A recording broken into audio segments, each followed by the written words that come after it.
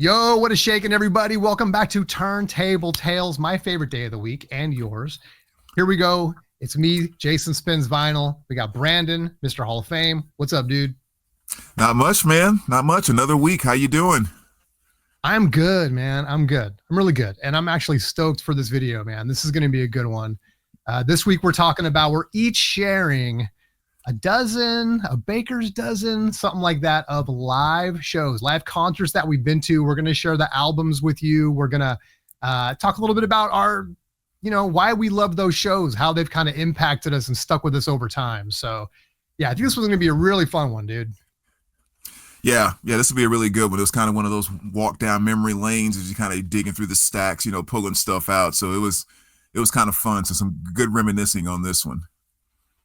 Yeah, all the little side stories and stuff. So I'm looking forward to getting into some of those, man. Tried to save the best for last too. So I know what people are going to say when I get to the first one, but there is great stuff to come. So hang in. We each got some great records here. So I'm stoked for it. All right, dude, you want to go first? Yeah, let's just jump right into it. And I figure on this first one, again, it's just some of our favorite concerts. I figure this is the one that might rub people a little bit wrong. So let's just do this one first off the bat and get it out of the way. So I actually saw this combo twice, went and saw them 2 times. And the opening act was 3 Doors Down. And of course, they were opening for the headliner of Creed. Oh, see, and I'm not mad at that, dude. Man, I'm not mad at that. One of the absolute coolest shows I've ever seen. Like number one, I wasn't really into 3 Doors Down much back when they were big. I just wasn't. And after seeing them the first time, it's one of those things, first of all, where they're doing their set and you're like, oh yeah, I remember that song. Mm-hmm. Oh yeah, I remember that song. Oh yeah, I remember that song. And you realize just the number of hits that they had. But then, listen to what's his name, like the lead singer, when he was just talking in between songs and just getting to know who he was and kind of what he valued as a person and all of that. It was just one of those experiences like, holy cow, how did I sleep on 2 or 3 Doors Down for 20 something years? And when this came out just a few months ago, could not stop playing this freaking thing. And Creed, I mean, again, make fun of them all if you want. I know this was one of those bands that's cool to kind of knock and so forth, but that band is made for stadium rock. And it's amazing how they have found out how to take big stadium feeling music and make it so freaking emotional and connecting. Yeah. Like that's something a lot of bands can't mix those two things together. Give this to 50,000 people and make it almost feel like you're watching an acoustic set with 10 people. And Creed freaking nails it, man. Those dudes were made for the big stadium rock, and they killed it both times. One of my favorite shows was seeing those two. Wow. So that's my first pick. Why do people hate on Creed, dude? Is it because during that era, like, music was a little tougher, and then Creed comes along and has that kind of hard sound, but like very sort of more sensitive lyric content, I think. And this is me just guessing. I could be totally off base here. But is that what the problem people have? Like, I don't get it. I don't understand why people lump Creed into this box.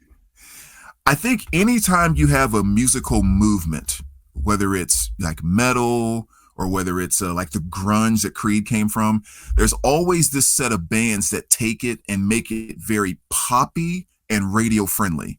And those bands will forever get crucified by the bands that say, keep it real. Yeah. So it's like when metal came around, like especially when thrash and stuff came in the 80s, and you had your Metallicas, you had your Slayers, you had your Megadeths, it was the Rats and all those guys were crap. They were sellouts. And it's the same thing here. It's like the Soundgardens, the Alice in Chains, the Nirvanas, the Mudhoney. No, Creed, those are pop radio sellout grunge. We don't, and it's just, there's always that group that takes it commercial and they just catch all hell for it while making millions and selling millions of records. Yeah, that's a good point. That's why everybody hates Journey. I don't care, haters. I love Journey. Right. All right. My first one, and again, I'm going to go way back here. Don't worry, folks. There's a lot to go. I know a lot of people are going to yawn, but dude, I had to start at the beginning, and it's the Grateful Dead. And my parents, my parents were Deadheads, but they loved the music. They loved the band. They loved going to live shows, but they weren't, it wasn't like they were traveling Deadheads. They didn't get in their, not saying anything wrong with this, but they weren't like getting in their VW bus and like traveling. It's like, we lived in the Bay Area, so the Grateful Dead would play a lot, obviously, on where they're from and stuff. And so my parents would love to go to the shows and just watch and hang out, and they weren't spinners or anything like that. But, and they'd always take people, become friends and say, hey, have you guys seen the Dead? Oh, I'm going this Saturday. You should go, and introduce new people to the Grateful Dead. And they would become fans and stuff. So, and of course, I probably went when I was like, I don't know, 8 or 9 the first time. Wow. And I got to see them probably a handful of times. Jerry, I think I saw probably maybe 2 or 3 times. And then I went on one show that, it was, so they do it big on New Year's Eve. I don't know if they did a New Year's Eve show every year, but it seems like every year they were doing New Year's Eve, and they did it in California, in Oakland, where I was. And I didn't go to the New Year's Eve show. I went to the show before that. So it was the 30th, and it was a fantastic show. I walked up close to the stage and everything. And Jerry had passed by then. And, but in the rafters were all thousands of balloons that were going to come down the next night. And it was like, oh, I wish I could have been here tomorrow, man.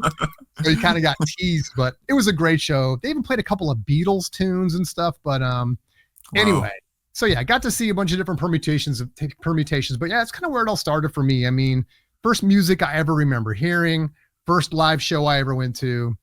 And still with me to this day. So yeah, Grateful Dead's my first one. Jeez, that's a great way to start off your music life right there, man. There are 8 years old seeing the Dead live. All right. So the next one here went to this very cool show. Another one that had a little bit of a shocker to it. It was better than I expected, but I had Mr. Ted Nugent, who opened for REO Speedwagon, who was opening for Styx.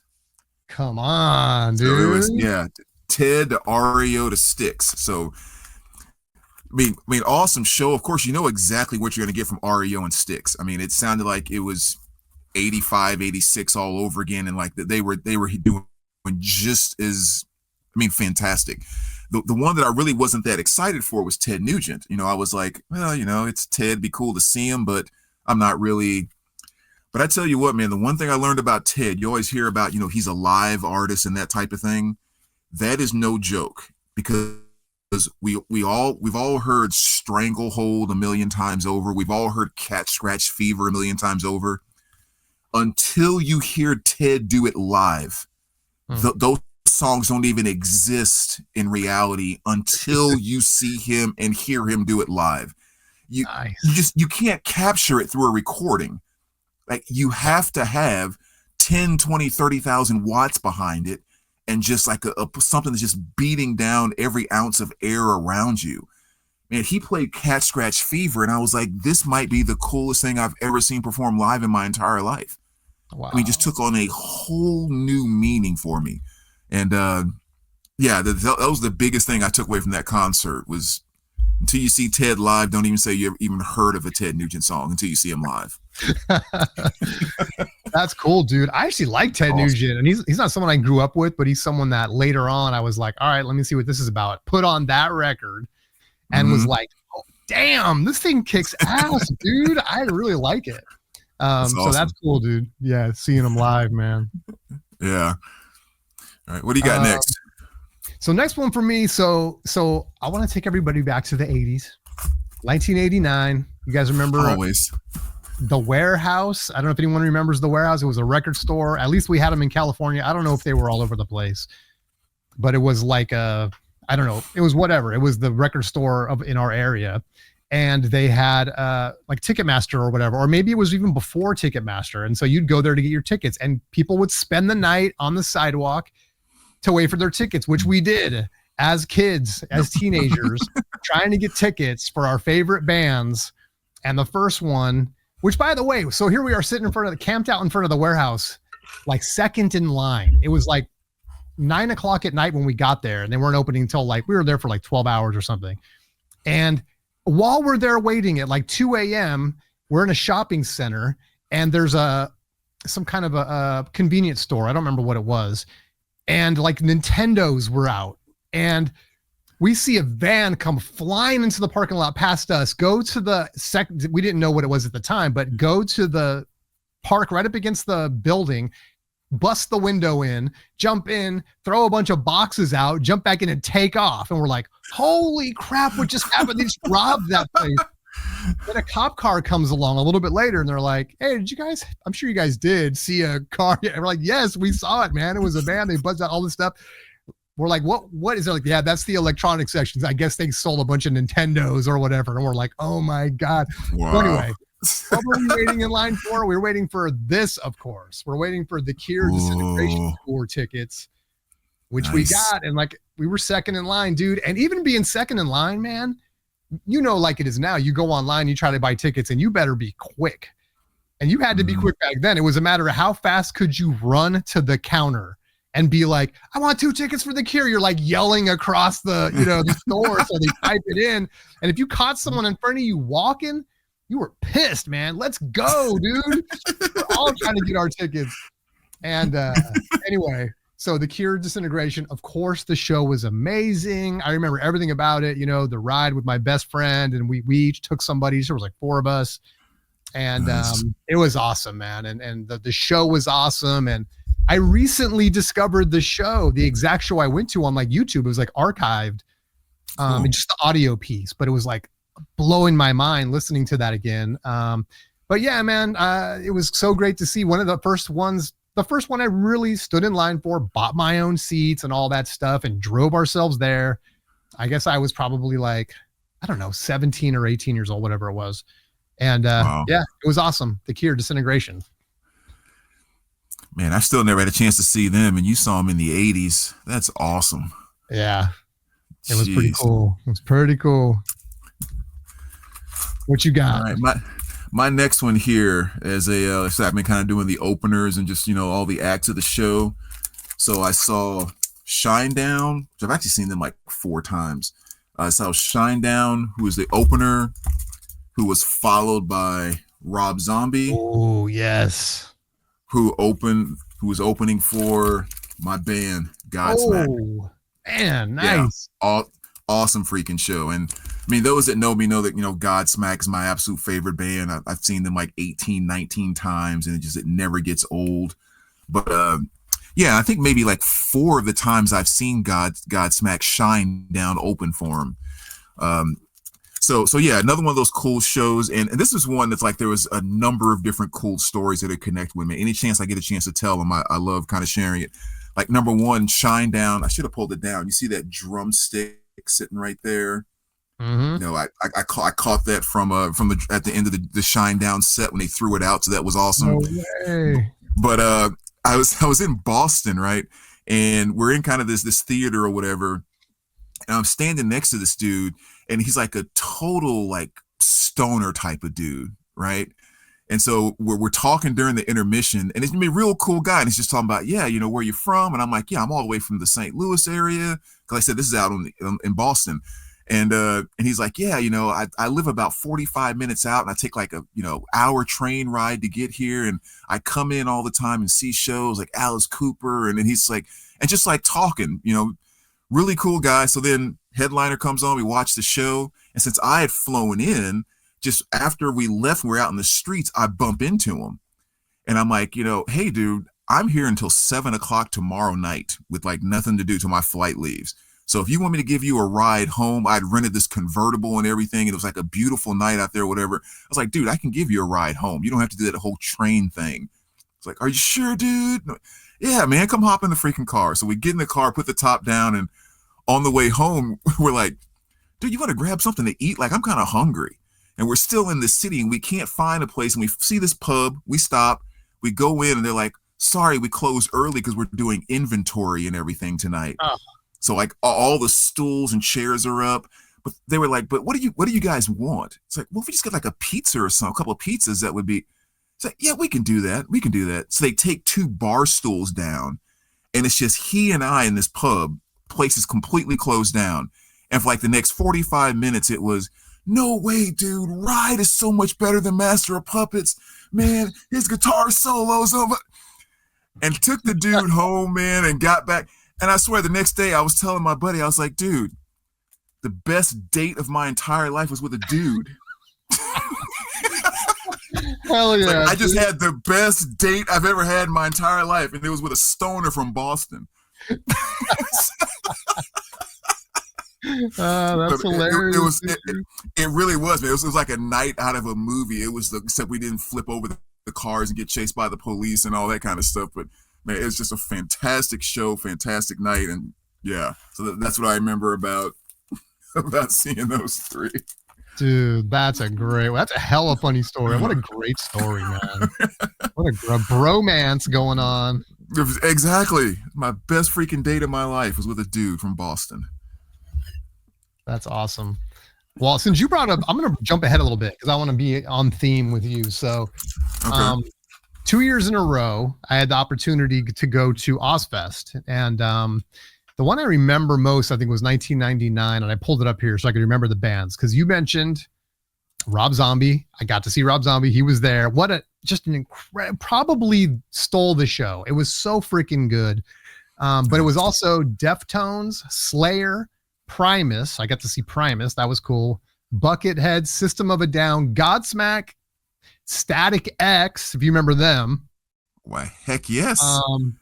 Dude, and Ozzy. And it was the Black Sabbath.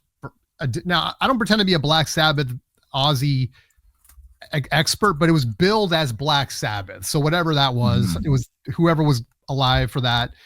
And maybe everyone. Again, I'm not an expert when it comes to Sabbath, but dude, it was such a great experience. So I pulled this because I at least wanted to show. I was going to just call out Osbourne, Ozzy. But when you mentioned like Rob Zombie, I had to be like, yes, I've seen Rob Zombie. What's funny is I think there was 2 stages, and I don't remember. I don't know if Godsmack was on the second stage or what at that time. I think they were. When did they come out? This was like 99. Were they already big by then, or? Yeah, their first album already came out, so they were. Okay. I mean, they were fresh out. So maybe they were on the main stage. One of those big festivals. It's hard to remember everything, but things that stood out were like Rob Zombie. Of course, I really was a fan of Primus, so that was cool. And then the Sabbath show at the end, man, where like Ozzy comes out on like a hydraulic with like a massive hose on the end of it. And he's like just riding around on this thing, spraying the crowd. It was just crazy. I remember Rob Zombie left the stage, ran up the stairs. It's an outdoor festival where it was. And there's Rob Zombie running up and ran him back to the stage and hopped back on stage and did his thing or whatever. Man, it was so cool. It was so cool. And at that time, I wasn't really, I kind of got dragged there because I wasn't like a metal guy. But that show was really the one that kind of tipped me over the edge. I was like, you know what? This is kick ass, dude. So awesome. I got to see Ozzy. I actually got to see him twice for 2 Ozfest. So, but yeah, that was the one, man. 99 Ozfest. Yeah, so that's good. a heck of a lineup. All right. Well, since you kind of hit it big with that freaking lineup, I better go with my biggest lineup here of a show. I mean, this is probably, I think, the best overall lineup that I have in the shows. And I kind of need to follow it up with what you just said, because that festival sounds like a heck of a show. But and this wasn't a festival. This was just like a regular, show up at 6 o'clock kind of concert. But it was Napalm Death that opened, or I should say, who came on after them, Testament. Ooh. And then after Testament, Anthrax came on. Then Lamb of God. And then the headliner was Slayer. Oh, so, that's heavy, dude. I mean, yeah, you talk about just a beast of a show. And this was at a local amphitheater that's just about maybe 45 minutes an hour from where I live over here. And it's kind of one of those things where at this amphitheater, there's a hard shut off time. I think is it at 11 or 11:30 or something like that? But it's like a hard shut off. If you were still going, they were literally shut the lights off and shut the stadium down in the middle of Yeah. your song, because Oh, there's a bunch of hotels around it, and they get fined out the wazoo, like thousands and thousands of dollars for every minute they go over that time limit. So every time you go to a show there, you know it's going to start on time and it's going to end on time. Like, mhm. and this is where they played. It was exactly that. Like each band came on, boom, boom, boom, boom, boom, gone, boom, boom, boom, boom, boom, gone, and it was an awesome, awesome show. Uh, I couldn't figure out why Lamb of God was so high up, like why they were right before the. It's just, I mean, a band that I like, but I don't know. I just thought with Anthrax and Testament, I much would have rather seen them come on before Slayer. But awesome, awesome show. Wow. Well, dang, dude, that reminds me of another show. Okay, we're gonna go back in time, but not all the way back. I had a similar situation. Living in California again is where there's a park. It used to be called Marriott's Great America. I don't know if they changed the name of it recently, but it's an amusement park, and they also had like a stage for a show and stuff. And Peter Murphy was playing there. And so I got to see Peter Murphy from the Bauhaus. That was as close as we were going to get, I think, to the Bauhaus at that time. And I know they've reconnected a couple times since then, and I didn't get to see them or anything. But I was also a massive fan of Peter Murphy's solo work. And so it was really, really cool. We're going to see Peter Murphy. So the first thing is I had a massive headache. Like, man, dude, it was one of those where I was like laying. They were all, the whole stadium or whatever you want to call it was like all benches, like wooden benches. And so I'm like laying down, taking up like 2 spots, like on the bench, just like, I'm just like, oh my God, it was just so bad. It was hot. I probably didn't have any water all day because we'd gone to the park first on the rides. And I don't know, maybe I got sick because going, whatever it was, I had a massive headache. The opening act was, I think it was Book of Love. I'm pretty sure it was Book of Love. Nice. And they would not get off the stage. Like it's like, we're waiting for Peter, man. And it's like Book of Love, boom, another song. I'm like, okay, I get it. Like I kind of thought of them as like a one-hit wonder, like play your couple of hits or whatever, and then get off. Going and going. They finally get off the stage. Then it was like this long lapse of time. And we're like, okay, come on stage. Finally, Peter Murphy comes on and, was playing great stuff. We were blown away. Even with the headache, I'm vibing out. I'm like, okay, I feel better. At least now Peter Murphy's out here and stuff. He comes out to the mic after performing a song and says, guys, I got to go. And it didn't even seem like he'd been out there an hour. Book of Love was out longer than him. And everyone's like, what? No. And he's like, it's not me. These guys are telling me there's a curfew and I got to go. And I mean, the place was irate. What? This is what we've been waiting for, dude. It's like we had to hear Book of Love for like 2 hours, it seemed like, and then you're taking your sweet time getting to the stage. You play a handful of tunes and you're done. It was frustrating. I mean, it was cool, I got to see him and stuff, and it, whatever. I have the memory of that, and then I also have this memory that I'm sharing. But it's like, yeah, hey, it was cool. I got to see Peter. He was one of my guys, and so it was really fun to see him and stuff. But man, the circumstances could not have been more. Come on, dude. So anyway, yeah, that's my Peter Murphy experience. Man, that's the worst. Like 90, maybe 91. So it was, he'd already done all his 80s stuff. The Bauhaus stuff was all done. He'd already put out at least 2, maybe 3 solo records at that time, I think. But anyway, it was, it was fine. Nice.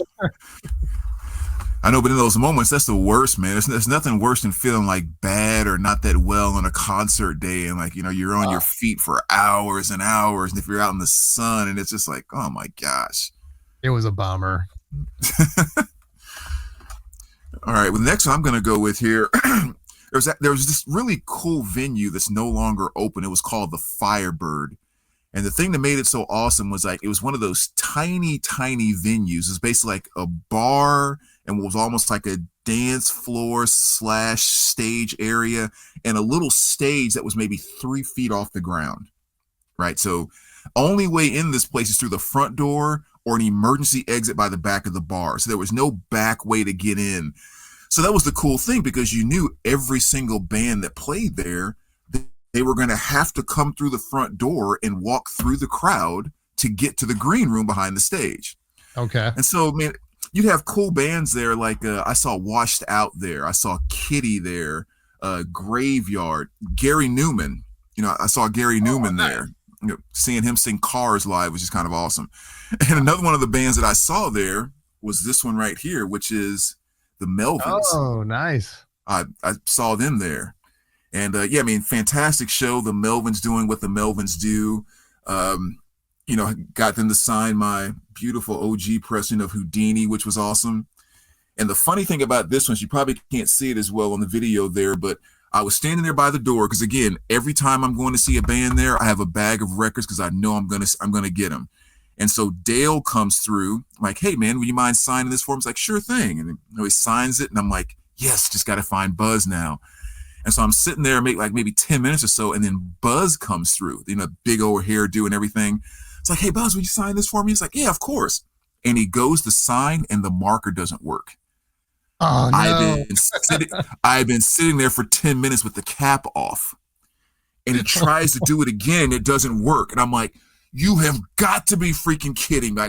I just, there's a million thoughts going through my mind at this one moment. Like, how do I explain this to my friends? This is gonna bug me for the next 20 years, and like on and on and on. And then he looks at it and goes, wait a second, and he pulls the cap off the other end.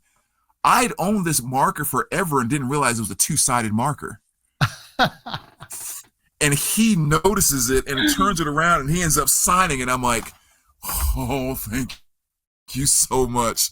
Oh so, my God. Yeah, I was totally excited one minute, totally crapping my pants the next minute, and totally excited the next minute. That's what I think about every time I see this freaking cover. I could have swore I was going to miss his signature. That's awesome, dude. Quickly, I got to tell a story about a pen that ran out of ink. And I'll go fast because it's not about music. It's about skateboarding. Go for it. And I went to a skateboard show, a contest, and the Bones Brigade was there and everything. It was like Steve Caballero, Tony Hawk, Lance Mountain. Yeah. My guy was Lance Mountain. I freaking loved Lance Mountain. I want to be like Lance Mountain. So I'm like, we got to get him to sign something, because it was like, I don't know if it was they took a break during the show or it was after the show, and I could see him on the other side. Like, we were standing in the front row on one side. He was on the other side, just sitting on the edge of this bowl or whatever. Right. And somebody got a pen. I wasn't thinking I was going to get a signature. I didn't bring anything. So somebody gives me a pen. I go over there, super shy, dude. I was super shy. I'm like, hey, Lance, would you sign my shirt? You know, hand him the pen. He goes to sign it, and he gets the L, and then it runs out of ink. And he's like, well, you got an L, you know, and stuff. And he was nice about it. Hands me the pen back, and I was just crushed. I was such an idiot. I could have just been like, oh, dude, thanks so much. You know, hey, I'm going to live with this L. I could not live with the L. So I go back, looking at my poor sleeve that says L on it. Like, how this? I start asking again. Does anybody got a pen? Does anyone have a pen that works? Finally, somebody brings me back a pen. I go back over there. I'm all, hey man, I brought another pen. He looks at me like, oh, you're back. He takes the pen, signs it, and then I stand there, dude. I'm just like looking at it. I'm like looking at him. And he just gets up. He's like, who took my board? And he goes, I felt like I'm like, it wasn't until after the fact I'm all, dude, I was that creepy dude, man. That was me. I was that creepy kid. That was just like, I didn't even know what to say. I was not cool. I wasn't anything. But anyway, I had to get that Lance Mountain out of it. So. No way, man. That's totally normal. I mean, back then, like I haven't heard those names, you know, Lance and Tony, and you know, for me, I was more on the bike side of things. It was the whole like, you know, Josh White, Dino DeLuca, and all that. And yeah, back in that time, if you could meet one of those dudes, it was your world. It was your freaking world. That's an awesome story. Watch this dude. I had all the videos, you know what I mean? And I would watch those things every day. I would watch them multiple times, trying to learn tricks and stuff. And it was like, he was as much a star to me as if I met Tom Cruise. It was just like, oh Right. my God, that's Lance Mountain. Yeah, Heck it was yeah. crazy. Heck yeah. That's awesome, man. Yeah. Cool memory. That's cool. Next one for me. Yeah, next one for me. This kind of goes back again. I had these in some kind of order. We went The Cure. Well, right after that, Depeche Mode's Violator tour happened. I want to say this was 90, probably. I want to say The Cure was the end of 89. I think this was 90. And same thing. Went, stood in line, all that stuff, to get the tickets, and ran. I think I might have been first in line for this one. And door opens, you're just charging the front and everything, trying to get the best seats. And we still have, even doing that, you got to, every store, it's so analog at that time, right? It's not like now where like the clock ticks and your credit card number's already entered in and all that. It was like, these stores are all over the country. You don't know what one's going to open a minute earlier than another one and whatever. One guy's slower typer. Like, it was analog. So you would run up there trying to get it. And we still ended up sitting in like the, 20th row or something. And I was the first one there. It was fine. It was fantastic. Nitzer Ebb opened for them. I never heard of Nitzer Ebb. And it was very industrial and stuff like that. And I went and bought the Nitzer Ebb CD like on the way home because I was so impressed. But dude, it was just like The Cure. The first, seeing Robert Smith in the flesh, back in 89 and just vibing out. And just, again, you're just a super fan in that moment. It's like, that's him. Same thing with David Gone, and stuff. And it was like, oh my God, that's so cool. That, and you're there, you're listening to that CD you've played a million times, except they're performing it for you and everything. And the crowd's going wild. Yeah. Violator tour. I just feel very fortunate that those were my favorite bands during that time. And I got to see those concerts because even to this day, I love these records. I love these bands. And so it was so cool to get to see them when I was a teenager. So yeah, Depeche Mode Violator tour, man. That was a great one. Man, that's another one I'm so jealous of. And you brought up something really good too when you said it there, where you were like, like that's him, like they're right there, that type of thing. That's one of the things that I shouldn't say focus on. It's kind of somewhat of a rule that I put on myself when I'm at a concert. I may snap 8 or 9 pictures when I'm at a show. Other than that, my phone does not come out. Because it really is that idea of focus and take this in. Yeah. Because like every place out like this, it could be like let's say a Metallica, right? Who's just huge all over the world, the whole nine. But it's like when they're sitting there right now performing Sanitarium or performing Enter Sandman or whatever, that's the only real version in the entire world. Yep. Like everything else at this moment, the millions of places it's being played, it's a copy. This is the only real one in the entire world. And, to be missing that by doing this and like making it into a copy, it's just like, I don't want to miss a moment, because like I said, it's like, they're there. That's it. That's it right there. I could not agree more, dude. It's absolutely. That's the whole, before the cell phone. And even when I was seeing The Cure and Depeche Mode, there wasn't cell phones. And so no one was holding a phone. It was a totally different experience, but now it's like, everyone's got the phone out. They all want to get the clip up on, Instagram or whatever. And it's like, man, dude, you're seeing it through a filter. It's like, you're not even there. It's like, so right. I totally agree. Right. All right, the next one here, I'm going to kind of switch it up a little bit because I think this is one of those artists that maybe you don't think about as much, but I was pretty freaking happy I got a chance to actually see him. But I got a chance to see Smokey Robinson. Ooh, nice. Yeah. And talk about a fantastic show. This was probably about, what I would say maybe 15 years ago, 16 years ago, something like that. And he was performing at the University of Missouri and their concert series. And I got tickets for myself and my mom, and we went and saw him. And this is still kind of before he had gotten old, so he was still kind of sharp doing the Smokey thing and all of that. And yeah, just to sit there and hear all of that once again, that,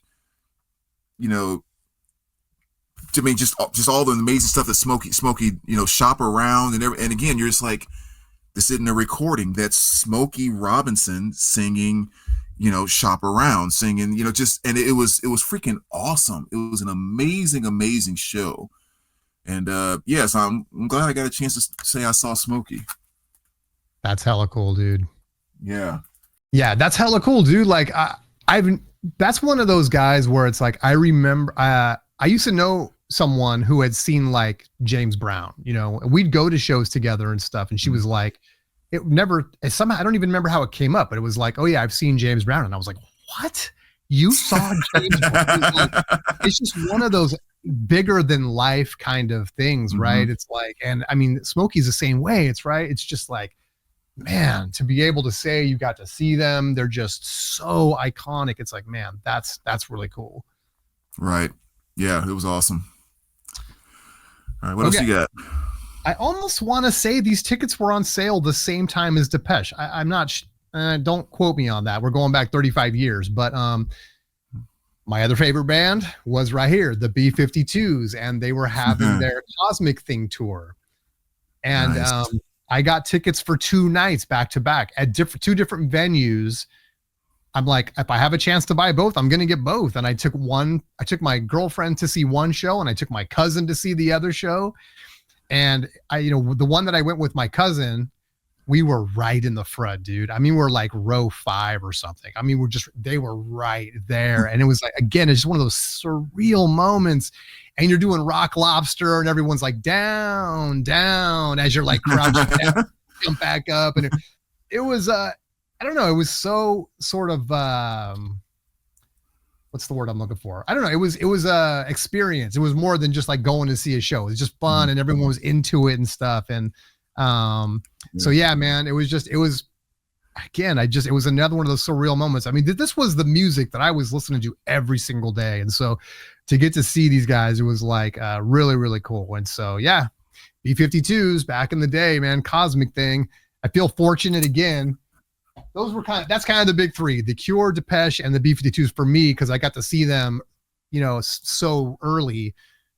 I mean, really late in their career, because they probably only did one more record after that, but you know what I mean? Like, it was still catching in like 1990 as compared to like 20 years later. It was really cool. So, yeah. Yeah. Yeah, I think it's so awesome that you were a concert going during that phase, because I totally wasn't. And I think we've talked about that before, actually, where I didn't start going to concerts like really until the last 15, 20 years or so. But back when I was in like junior high and high school, my good buddy Matt, who lived next door, who was the guy I always talk about that introduced me to hard rock and metal and everything, his dad, they were divorced, and he kind of had the dad that always did things for him because he wanted to be the nice, cool dad. And he used to take Matt to concerts all the time. And Matt was always like, hey, do you guys want to go? Hey, do you guys want to go? And we were like, I don't want to travel for an hour and a half to go to a concert. And you're talking about, like I said, this is mid late 80s. So, he's going to see Van Halen. He's going to see Pink Floyd. He's going to see AC/DC. And we're just like, we want to ride our bikes.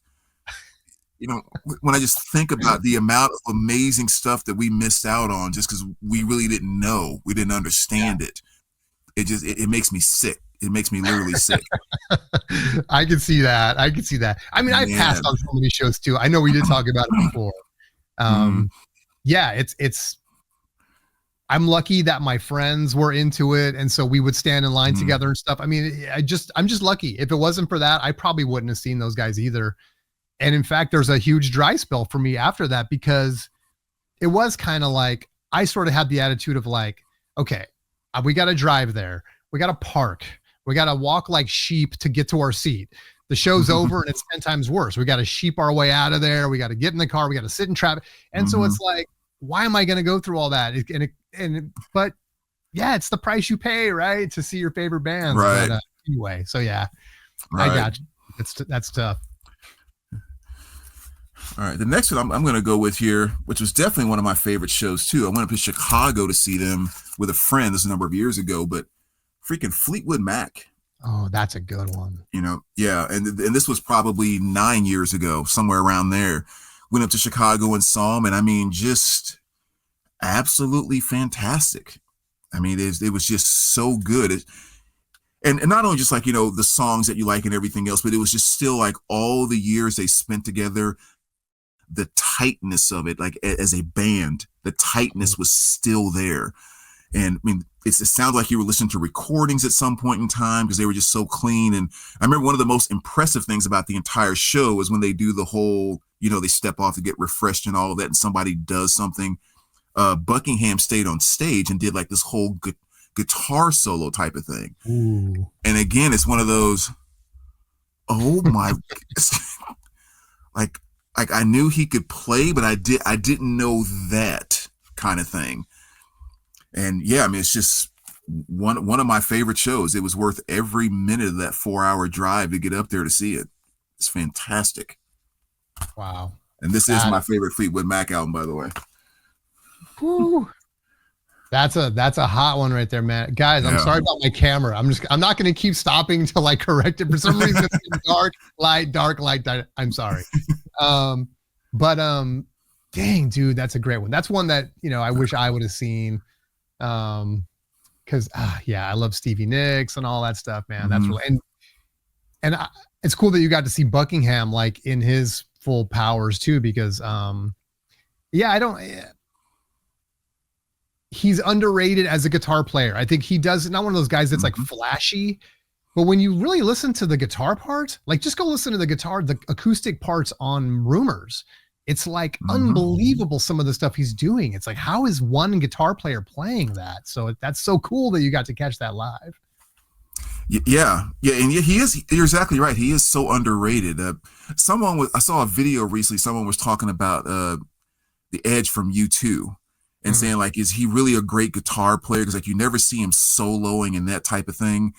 But it's like what his which I'm sure he could if he wanted to, but like his genius is being able to bring emotion out in a guitar in a way that other people can't. Like you can learn to shred. You can't learn to write stuff to just bring emotions out in people. And that's what the Edge just kills. And I think Buckingham's kind of the same way. And that's exactly what I saw that night. If he wanted to shred, he can shred and do it convincingly. But it's just that amazing just type of emotional picking that he can do. It's amazing. I keep using that word, but it's like the only word to apply to it. The guy is awesome. Yeah, that's a great way to put it, dude. Yep. All right. Yeah, speaking of great guitar players, man, I feel very fortunate that I got to see this guitar player. And it was a similar thing, I guess, where I felt like that. Well, I'll just show who it is. It was Eric Clapton. I guess I'm going to cover this up. Only thing I had today to show was Blind Faith, which this is a great album. Eric Clapton, Steve Winwood, Ginger Baker, Rick Gretsch on this one. But, I was never I liked his Eric Clapton's Cream stuff. It was like, yeah, that's great music and everything. But I always thought like, yeah, he's a good blues guitar player. I didn't really think that. I didn't understand what everyone was seeing, like in his, he's the greatest guitar player of all time. I'm like, anyone heard of Hendrix? I mean, anybody heard of, Zappa and all this stuff? Then I went and saw him live, and it was for the Pilgrim tour.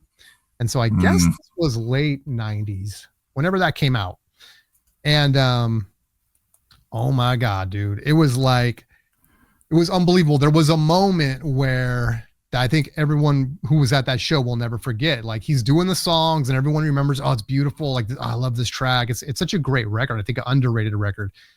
And then he goes into this blues solo, and it's just his tone. It's crunchy, it's loud, and it's unbelievable. It was like you were seeing Stevie Ray Vaughan. It was like you were seeing Clapton. It was like you were seeing Prince, whoever you want to name.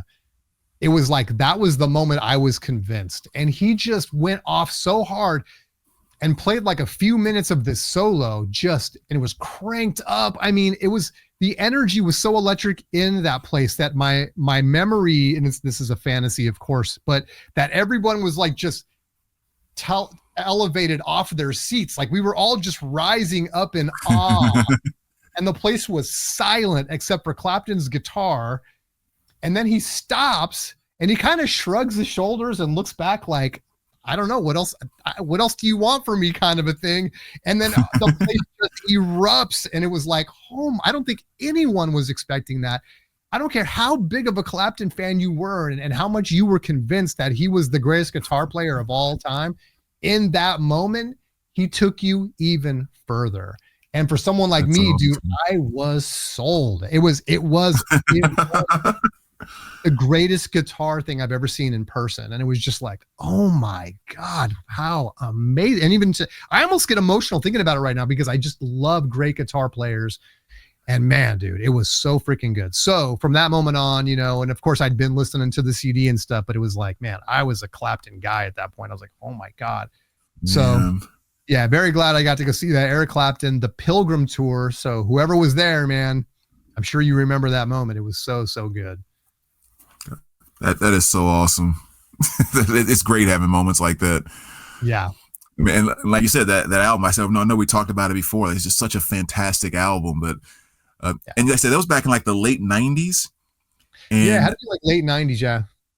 yeah. And I went and saw Clapton, I think it was last year, with a chance concert buddy called me up one day and said, "Hey, I had an extra ticket. I'm going." I was like, "Yeah, I would love to." And like I said, this is last year, and Clapton was still he was Clapton. Yeah. Like, it's just all these freaking years, and the guy still just has it. It's amazing. That's awesome, dude.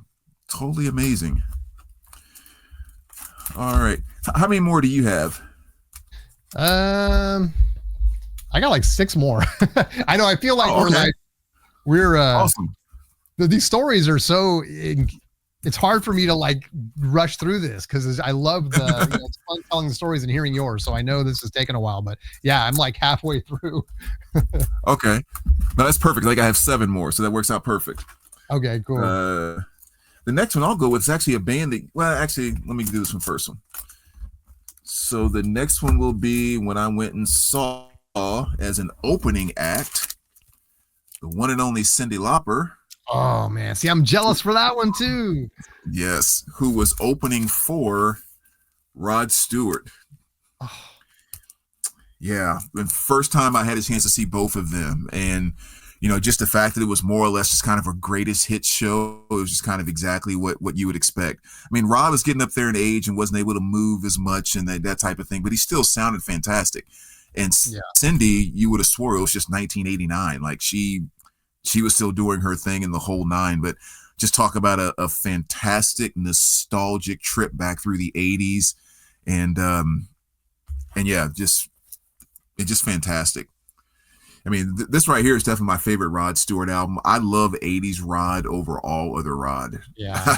I mean, so much awesome stuff he did in the 70s and all of that. But man, when he got into this whole MTV 80s phase, I just think all the stuff he made out in this time was just killer. And this is by far my favorite album. Is that the ticket stub right there? Yeah, those are the ticket stubs. Yeah. Oh, there you go. So I went with a friend, so she gave me hers. So I put one in one and one in the other over there, which is kind of cool. Awesome. That's awesome, dude. And then another kind of story doesn't really go with the concert thing, but I think about it every time I see this album. I was on a first date one time with this girl, and we went into a record store, and she was like, "You said you had a lot of records and stuff like that." I was like, "Yeah, I'm kind of into music." And then she's like, like, "How well do you know your music?" And I was like, "Oh, I kind of know my stuff." And she goes, "If I pick up a record, like, would you be able to tell me some of the songs that were like at least 3 songs or some of the title?" I was like, "I don't know, maybe." And she picks this up, right? And I'm like, I'm about to look like a genius. Side 1 in order, side 2 in order. She was like, "Oh my God." I was like, I could not have written that any better. In the one album she picked up, I know every track front and back, side to side. So every time I see that cover, it makes me think about that. That's awesome, dude. Yes. That was clutch. All right. Next up for me is going to be a show I actually have mixed emotions about. It's not because of the show. It was the greatest show I've ever been to, and it was by this man right here, Prince. Ooh. I think it was the Coming to America tour, if I'm not mistaken. This would have been like when 2000, I don't know, 2010-ish or a little later, whenever that was.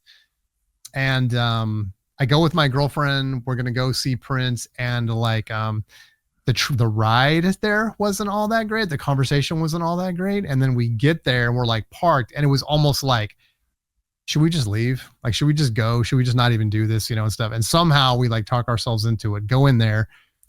And so it's like I was distracted often during the show, but at the same time I realized like I'm seeing genius right now, and so I tried to like get into the vibe as best I could. It was just one of those moments. Not all concerts are perfect. It's like right.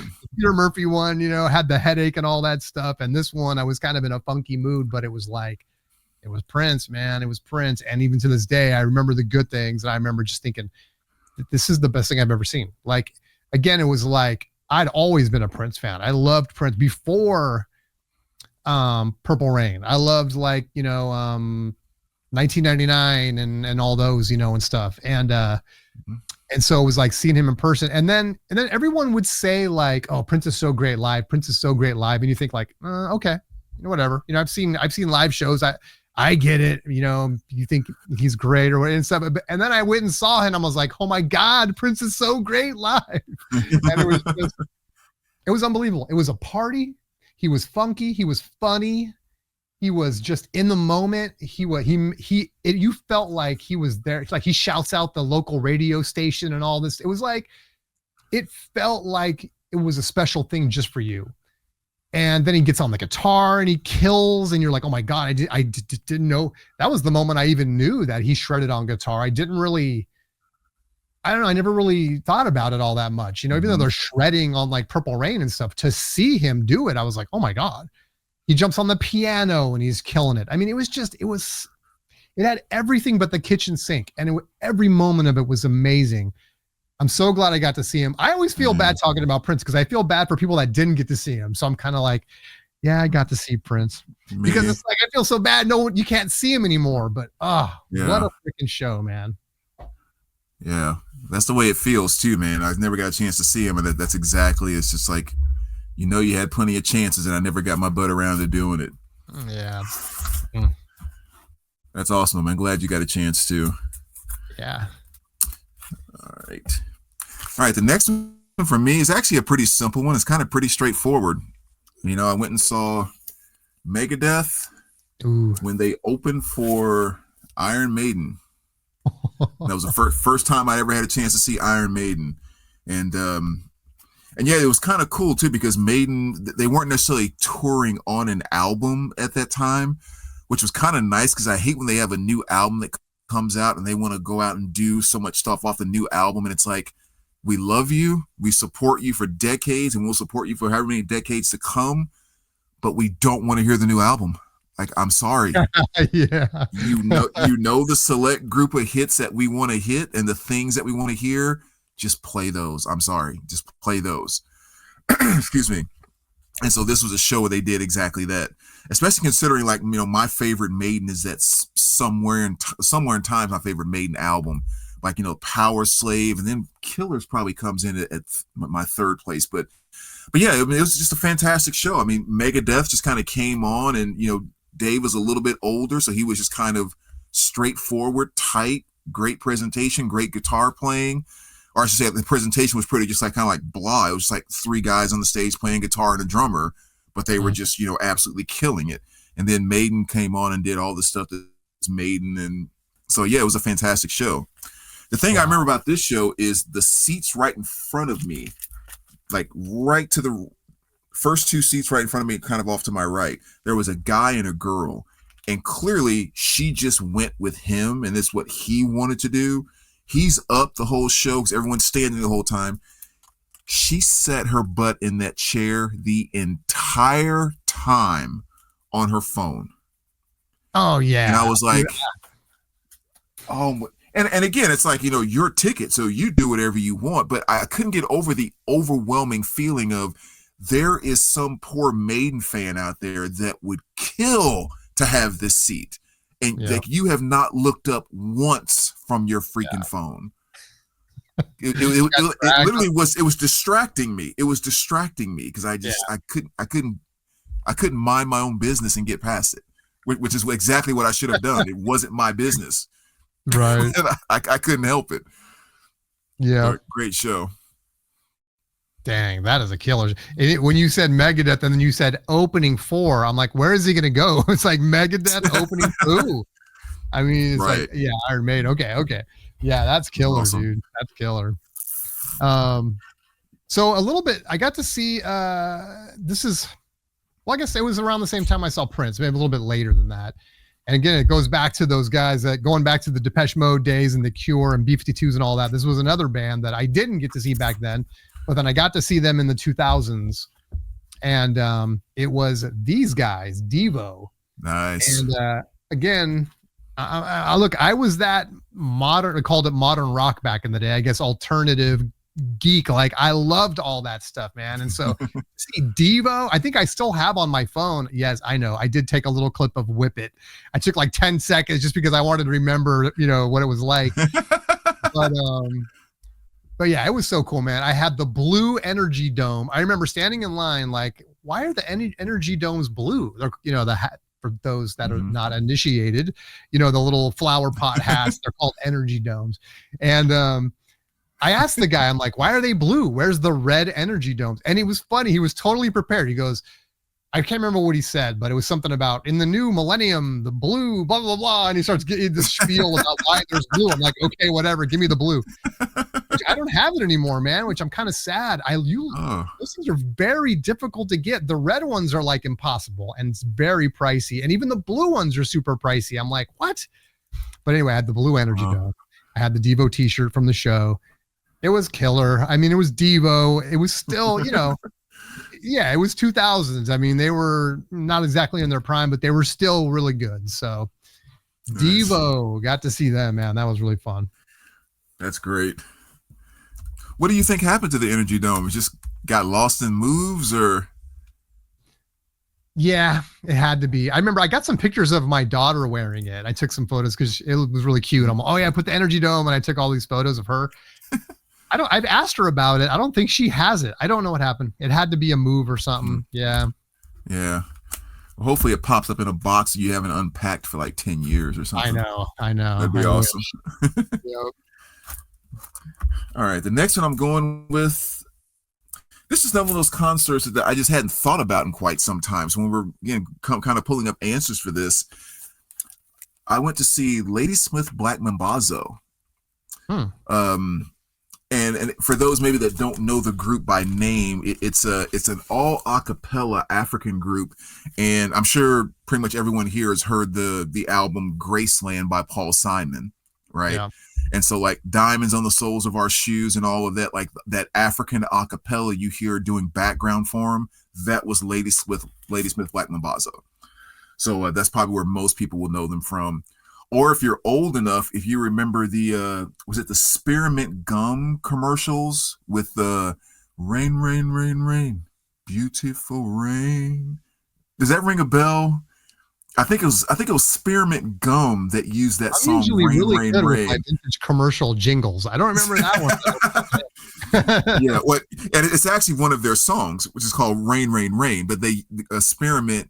I'm almost positive it was Spearmint Gum used their song for that commercial. But yeah, it was really cool seeing them. My dad was first generation. He was born in Africa, came over here when he was in like his late 20s.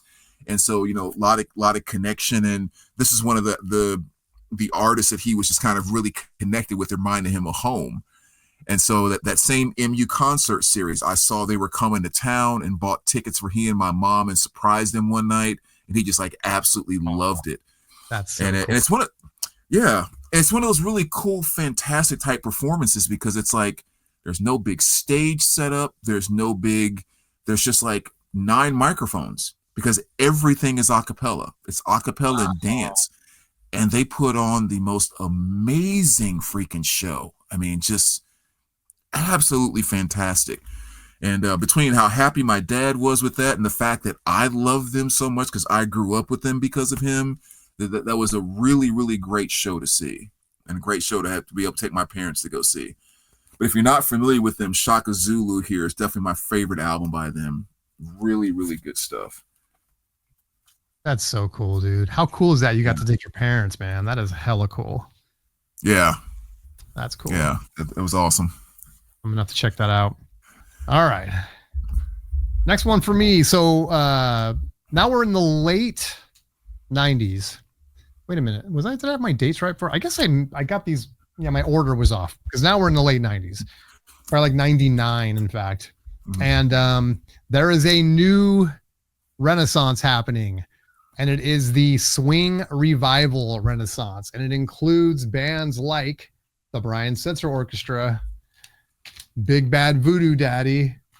And in fact, I grabbed the wrong record. I meant to grab Cherry Poppin' Daddies. I did not see Brian Setzer. I wish I saw Brian Setzer. Who I saw was Cherry Poppin' Daddies during one show. And another show, I went and saw Big Bad Voodoo Daddy.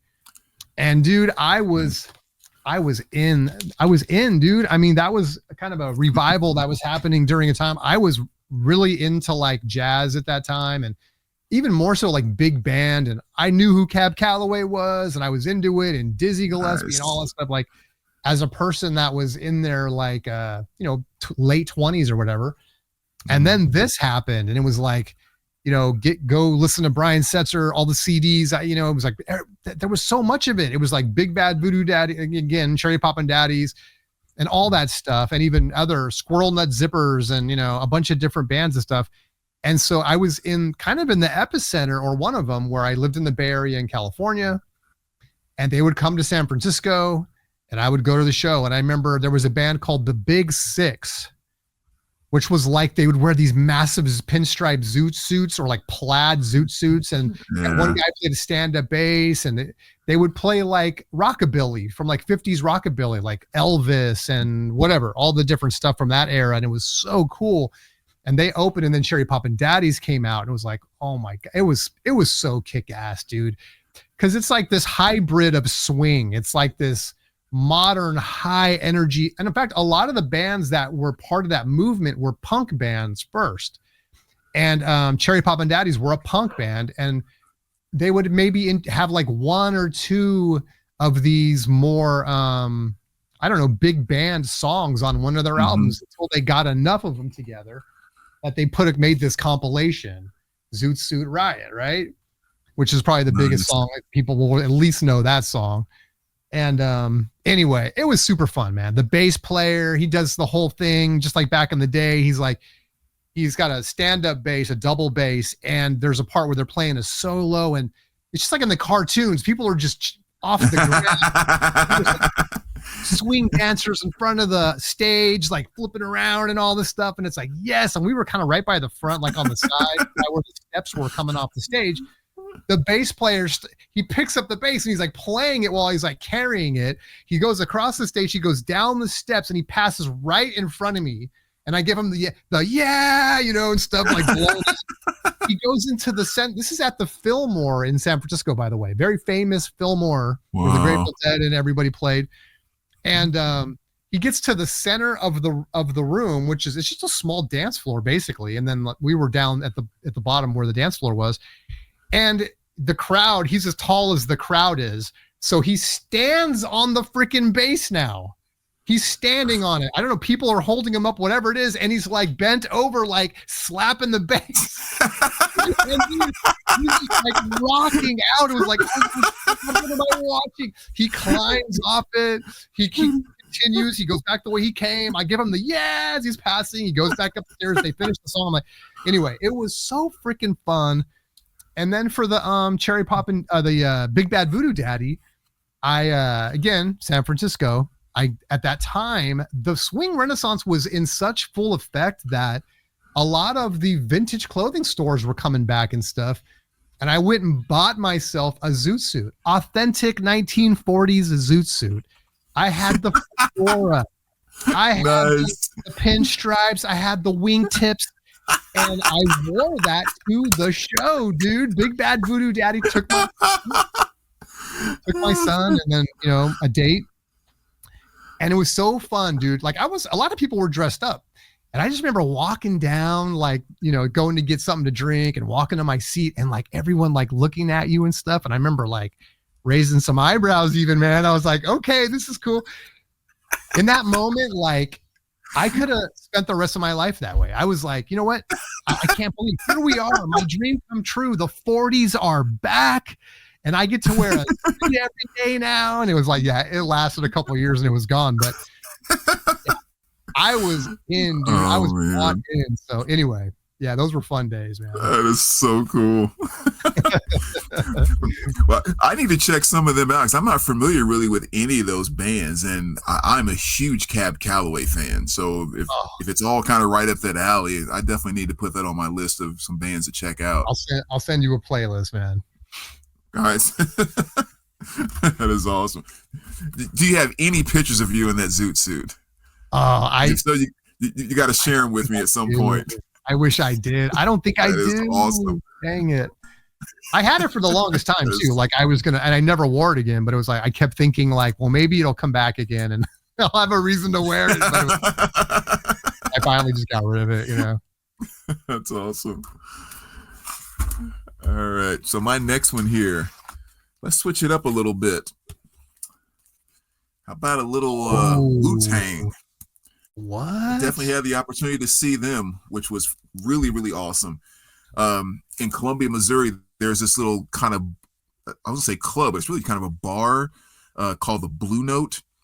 Really, really tiny place. And for like the longest time, the video for Even Flow by Pearl Jam, a lot of people thought that it was shot in the Blue Note because it's like the exact same venue, but it wasn't, obviously.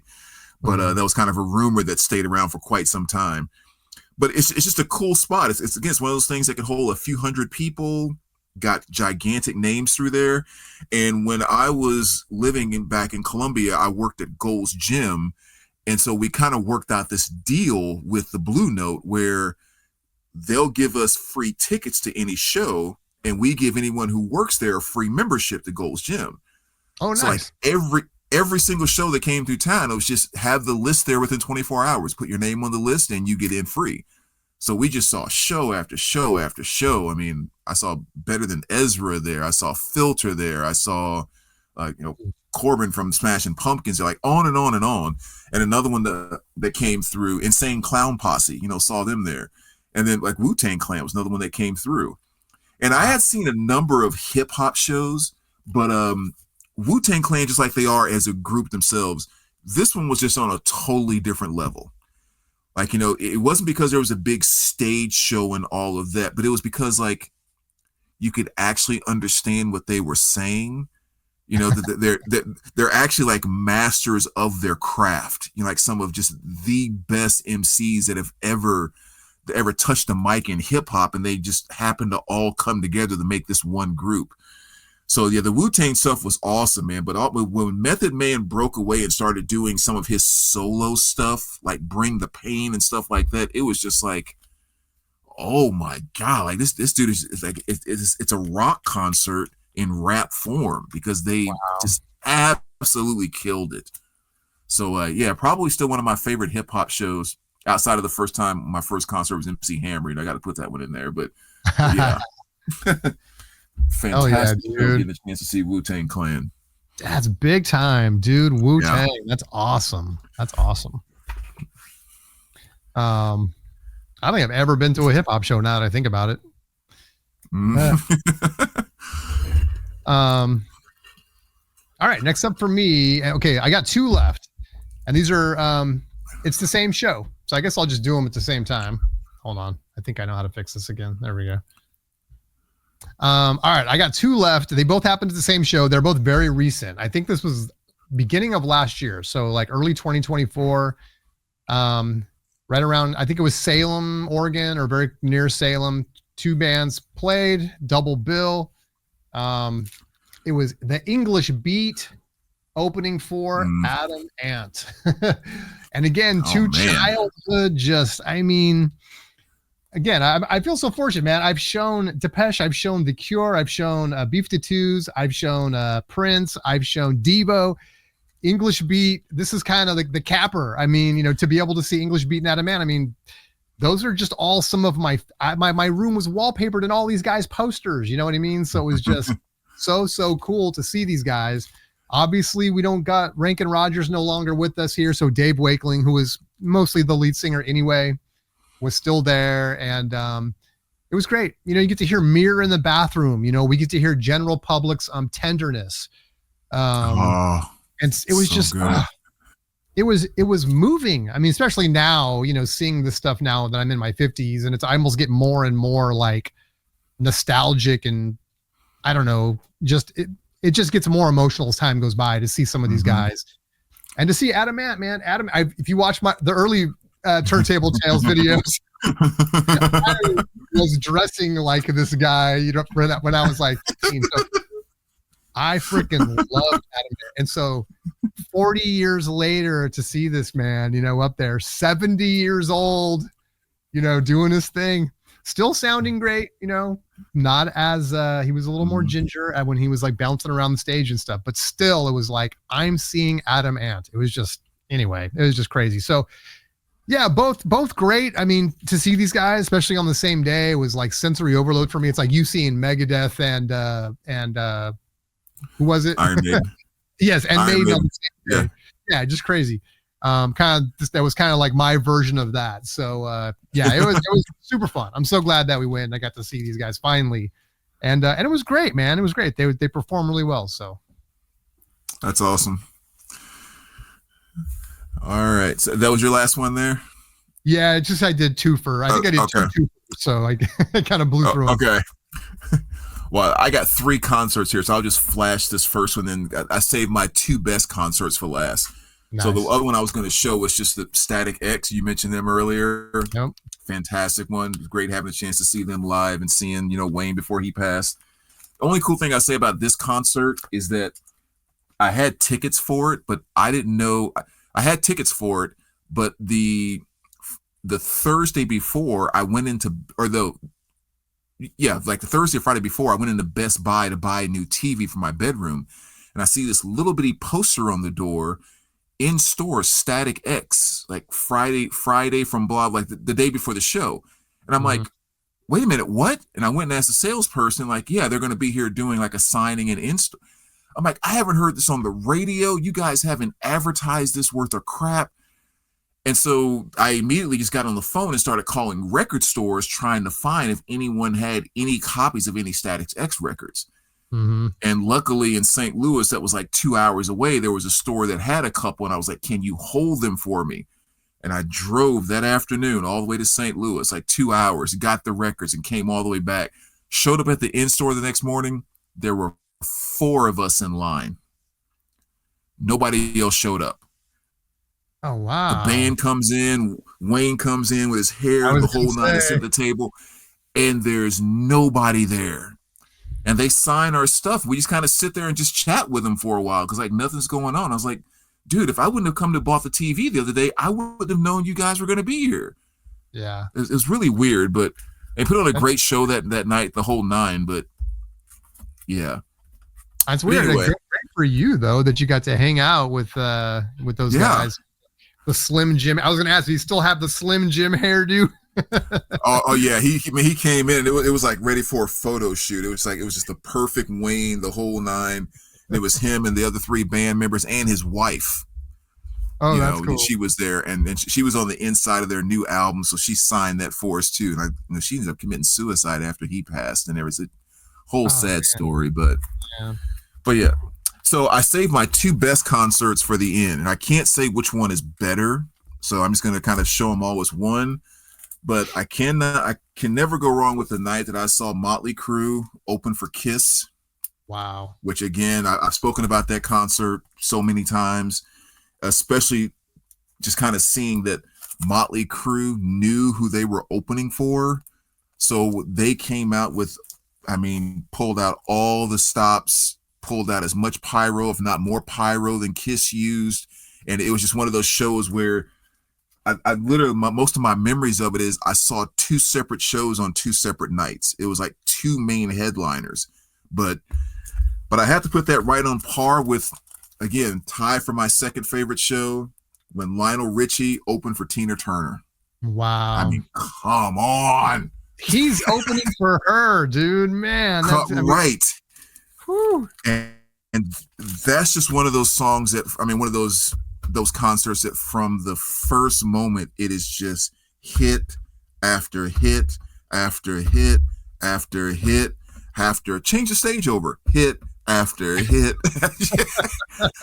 I mean, because neither one of them, they weren't touring on an album or anything. It was just come see Lionel Richie and Tina Turner and just freaking killed it. Oh my gosh. So I was in Kansas City, man. I'll never forget that. Wow. So yeah, those are definitely my two best shows ever. Woo! Those are heavy hitters, man. Cool stuff, dude. Cool stuff. Did you ever? You never saw? I'm assuming you never saw MJ. Do you? Do you know anyone that saw MJ or anything? Or actually, I can't say I do know anyone that actually saw him. I don't either. How is that possible? I mean, he would sell. I know he didn't tour all that much, but it seems like he would like sell out tons of tickets. And I've never met anyone that's actually seen him live. It's like, did it really happen? was he like from a touring perspective? Was he a ton bigger overseas than he was here in America, touring wise? It's hard to say. I can't imagine him being a ton bigger, but maybe he was bigger. I know like I've seen shows with him like in Japan or Asia, places like where he's just like people are just going nuts. So yeah, I'm sure that he had a good presence over there too. Yeah, I don't know. Yeah, I don't ever remember hearing like Michael Jackson like in Kansas City and in Chicago, and like I don't ever remember really. I mean, I'm sure there had to have been, but not to my recollection. I know, it's curious. I remember when he was gonna do that last tour right before he passed away, and then they did that the movie. I went and saw that. Yeah, I saw this was in the theater and stuff, and it was kind of like it's so messed up, man. But it was like it was that moment that I kind of realized, like, damn, dude, could I have like it's never gonna happen now, obviously, but it's like, just one of those, it was like with like how I feel about people that didn't get to see Prince. That could have easily been me also. I just got very lucky that I got to see him. But with MJ, like that was my guy too. And it's like I never got to see him. And those moments where, not to get all maudlin and stuff, but it's like, that when it's over and it's never going to happen, it's like, why did I never see MJ? Like that's crazy. Right. But right. To your point, like I don't really remember, like I even remember like Prince when I was a kid. I think it was Purple Rain was out and I was in like 7th grade or something. And I remember kids from my class going to see Prince because I knew he was in our area and stuff, but I've never heard about MJ. So I don't know. Like I've heard a bunch of people that have come into the shop that say like, yeah, I shouldn't say a bunch, maybe 3 people that I can recall that came into the shop and was like, yeah, when Prince was on the Purple Rain tour, I saw him here in St. Louis over at the blah, blah, blah. But I mean, I would think that if he came somewhere through St. Louis or came somewhere through the Bay Area, there's no way you would have missed it. I know. It's weird. I have to go back and kind of research that a little bit. I know. I need to go look at it. I mean, it's funny because before that, maybe in my mind, maybe he didn't tour that much because it's like he really toured a lot with his brothers, right? I think like the Victory tour, that probably would have been the one, right? Because I think did that come out after Thriller? It seems to me like it did. Maybe it was very close to Thriller though. And then they did the whole Victory tour, and it was on Pepsi cans. And I remember like collecting the cans because they said like they had all the signatures on them and all that stuff. But yeah, that was huge. But I don't remember. I don't know. I'm sure people watching this, but it's like, it does. It's kind of weird. It's kind of elusive. But anyway, it's a moot point now. But anyway. One question we should have asked too, maybe we should have kind of pulled out at the end here was, what's like the worst concert you remember seeing for whatever reason? Okay. That's a good one. Didn't think about that. Peter Murphy, I think. It's Peter Murphy. Oh yeah. Well, I was thinking we could have did like shows we missed, like ones we would have loved to have seen that we missed or something like that. Yeah. But that'd be good too. Yeah, maybe that's another video. Yeah. It made me think about that question because when I was flipping through looking for stuff, I went through my Smashing Pumpkins, and it reminded me when I went and saw Billy when he was doing his solo stuff at the Blue Note, that same place I was telling you about. And I was all kind of pumped up because I'm thinking, it's not Smashing Pumpkins, but it's Billy. So it's going to be basically Smashing Pumpkins with, it was the most boring show I've ever seen in my entire life. Like The music was just crap. It was just like nothing Smashing Pumpkins like at all. And I just remember thinking, this is horrible. It's just so bad. Oh, that sucks. Yeah, I mean, there's concerts I've been to where I don't happen to own any of the records, and it was there was a show called Not So Silent Night. I doubt they still do it, but at the time, which would have been in the late '90s, I guess, where they did a thing called Not So Silent Night. It was part of the 105.3 state live 105 put it out, and I got to see that, and it was the Foo Fighters, Bush, 311, and third I always forget it was the other band, not Third Eye Blind, but Blink 182. Oh, and so I got to go to that. It was super cool, but Foo Fighters didn't show up because I guess somebody was sick or whatever. Another one I missed that I was supposed to go see, but then somebody was sick. And we drove all. So here's the story: we bought tickets to go see Lenny Kravitz opening for Smash Mouth, and I'm like, this would have been like 99 or 2000 maybe. And we get our tickets, we drive all the way there. While we're driving, there's like no one on the road. We're like, what's happening? All the way up to the gate. We get to the gate and we're the only ones there. And the guy's like, yeah, the show was canceled.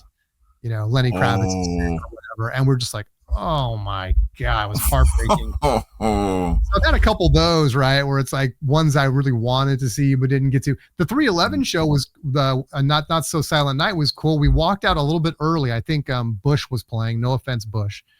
But we walk around the building and there was the van or the bus or whatever, 311's bus, and Nick Hexum, the lead singer, was standing out there signing. And so he signed my ticket. He did not look up. There was not going to be any conversation. It was just, he signed it and then we were off on our way. But that was kind of cool. It's like, oh man, that's Nick Hexum. That's so cool. But anyway, yeah, lots of other like side stories and stuff like that with I don't know, with this stuff. So that's cool. Man, I've always wanted to see Lenny Kravitz too, man. That's just have you got a chance to see? Did they make up that show or? No. We never got to see it. Wow. I know that would have been a great one, dude. I got to see so the B-52s. Who opened for the B-52s was Ziggy Marley, and so I got to see Ziggy a couple times. Nice. Yeah, that was cool. Yeah, Depeche Mode. It was Nights or Ebb. I'm having a hard time remembering who opened up for The Cure. I don't remember. But yeah, some of the opening acts I got to see were pretty cool too. That's cool. Yeah. Yeah, that was one of the things with Godsmack is like, I saw Volbeat open for them. I saw Shinedown open for them a number of times. But then like maybe 5 or 6 of their shows on, I can't remember if it was the 4 tour or whatever, they would just get local bands to open for them. It's like you just got these bands that you had, never heard of, which is cool for the band. But it was also kind of like, well, I'm kind of paying my money though. I would like to see somebody. Yeah. but again, like, for a band to get their shot to get up on the big stage and all of that, I mean, I'm always going to support that. But yeah, right. It just got to the point where it's like, I don't even think about who the opening band is on this tour. It's just going to be some local, buy 1,000 tickets and you can open for our show. Yeah, exactly.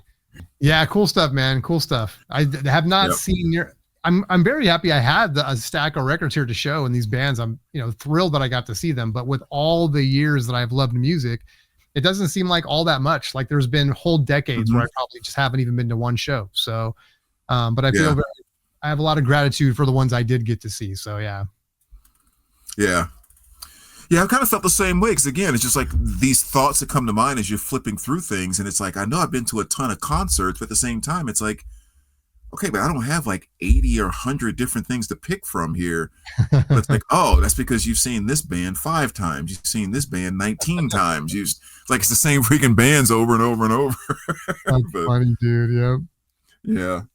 And then you look at those ticket prices and everything else too. And it's like when I saw that like Godsmack and Rob Zombie, and I mean, I was in like 7th row, just slight right of center. So, I mean, just fantastic seats. Wow. man, that freaking concert ticket says $48. Yeah. I'm like, $50 and you should be able to go to just an amazing show with perfect seats. And it's like, That's the jeez. thing. I know. Well, like I wanted to go see whatever permutation of the Grateful Dead was. I knew they were coming to an end and they were having like their final tour or whatever. And I was like, man, I would love to go see that. And it's like, $500 for like bad seats. I'm like, what? Mm-hmm. Like, really? I love them. I'm glad I got to see them a handful of times, but I just not gonna. I can't do that. And of course, that's relative. People watching this are Right. going like, "Oh, that's nothing," but to me, that's a lot. So it's like I'm not Right. in a position to spend $500 to go see some of these bands, and it's like, yeah, there's a lot of people that I would like to see now, but it's like, man, Right. it's just crazy, yeah, what they're charging now. Which Yeah. fine, money, people are selling out still, but it's like it does prohibit a lot of like I think fans that otherwise would go that are just priced out. Right. Yeah, I mean, just in the last 2 years alone, like I told you how much I love that Fleetwood Mac concert, and Stevie Nicks, of course, is just legendary. Yeah. But, her solo tour, she came through here was just last year or year before last, within the last 2 years. Would love to have gone and seen her, but nosebleed, you were starting at $450. Yeah. And I'm like, okay, I'll buy all your albums, but I'm sorry, Stevie, you can take. And of course, it's not her, it's blah blah blah. But still, it's just like $450 for nosebleed. The Yeah. Eagles were here just over a year ago. Same thing. Would be awesome to see the Eagles for a first time. Like $500 to have the back of your neck pressed up against the ceiling in the stadium. Right. Yep. It's like, come on, guys, jeez. Okay, I guess I'm not going to see the Eagles. It's like, it's crazy. Another one that I passed on a few times, even going back to like the 80s and into the 90s, and they would come around all the time. I'd never see them. And I know now I'll never see them. And I don't even know if they're planning on touring again, but the Rolling Stones, like, man, I would have loved to have seen the Stones, and it's like every time they'd come, I'd be like, I just, whatever. And I'm sure during the 80s and the 90s, even though they were the biggest probably live act of all time during that time, I'm sure the ticket prices were not even close to what they are now. Right. But yeah, it's just one where it's like, man, I really wish I would have seen them. Like you were saying before, like kind of just passing on things. I told the story before on here about like the Susie and the Banshees. I almost got a chance to see. This would have been in like 89 probably, and 88 or 89, and didn't end up going to that for reasons which I already told. I won't get into it. But so yeah, the ones that just got away, Right. Right. Man, only so much time and so much money though, right? Exactly. Well, guys, I hope you guys enjoyed that. Please share in the comment section. Let us know, what are your favorite shows you've been to? What are ones you've missed out on? Who do you wish you would have seen? And why is it Prince? But, yeah, let us know, man. Let us know what you guys think. We'd love to hear it and keep the conversation going. Brandon, as always, dude, this was so much fun, man. I can't wait for the next one. Man, another fantastic trip down memory lane. Love it. Hell yeah. All right, you guys, we will check you out next time. Take care, guys.